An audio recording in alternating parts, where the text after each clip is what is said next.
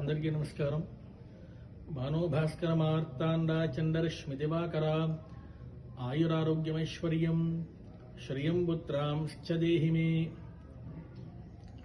August 4వ తారీఖున August 4th morning 9:30 అరుణ హోమం ఫస్ట్ టైం హెచ్డిసిఐ టెంపుల్లో జరుగుతుంది. కాబట్టి టెంపుల్ పెట్టిన తర్వాత మీరందరూ కూడా వచ్చి పాల్గొని ఆ యొక్క సూర్యనారాయణమూర్తి అనుగ్రహం తీసుకోవాలని కోరుకుంటూ ఉన్నాము.